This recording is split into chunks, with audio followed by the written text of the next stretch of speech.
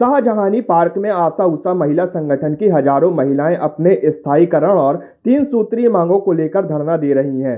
ये कार्यकर्ता मुख्य रूप से स्थायी नौकरी, न्यूनतम वेतन 18,000 रुपए, पेंशन सुविधा और वार्षिक वेतन वृद्धि जैसे महत्वपूर्ण मुद्दों पर जोर दे रही हैं। संगठन की महिलाओं का कहना है कि लंबे समय से उनकी मांगें अनसुनी हैं और अब वे पीछे नहीं हटेंगी। उन्होंने सरकार को सख्त चेतावनी दी है कि अगर जल्द ही मांगें पूरी नहीं हुई तो आंदोलन को और तेज किया जाएगा।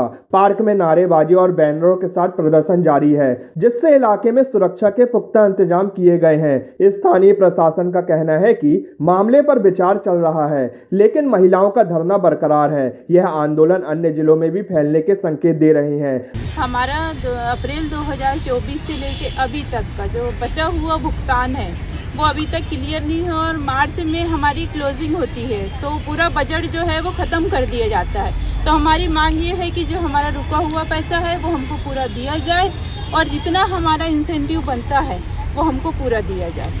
और कहाँ से आई हैं? भोपाल से हैं या फिर पूरे मध्य प्रदेश से? पूरे मध्य प्रदेश के 52 जिलों से बहनों को यहाँ पे बुलाया गया है और सभी बहनें यहाँ शामिल हुई हैं। और हमारी एक मांग ये है कि हमको टुकड़ों में राशि देना बंद किया जाए और हमको एक मुश्त राशि एक निश्चित दिनांक पे दी जाए। कितना अमाउंट बाकी है आपका? हम लोगों का पता ही नहीं चलता है कितना बचा कितना डाला। 4 महीने हो गए, पता ही नहीं चलता है।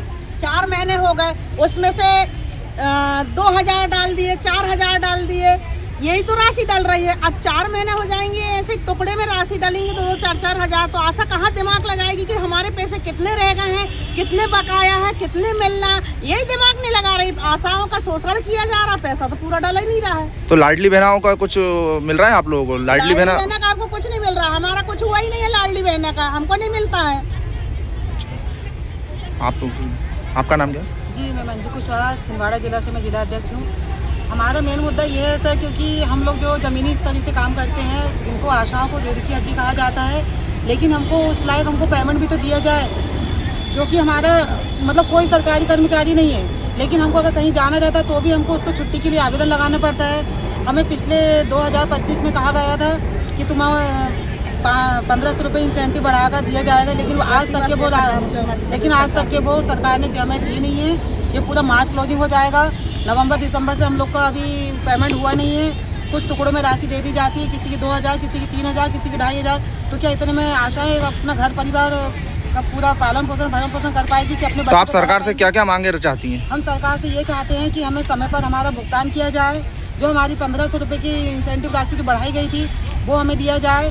और मार्च क्लोजिंग अभी निकलने वाला है, उसके पहले हमको ये कह दिया जाएगा कि मार्च खत्म हो गया, आपका जो हमारा पूरा बजट किया जाए। ये कब तक चलेगा आपको प्रदर्शन? ये प्रदर्शन अभी तो हम लोगों ने आज किए हैं। अगर इसमें सरकार, शासन, प्रशासन अगर हमारी बात नहीं सुनेगी तो हम ऐसे आगे जारी रखेंगे। अगर अनिश्चितकालीन हड़ताल पर चले जाएंगे।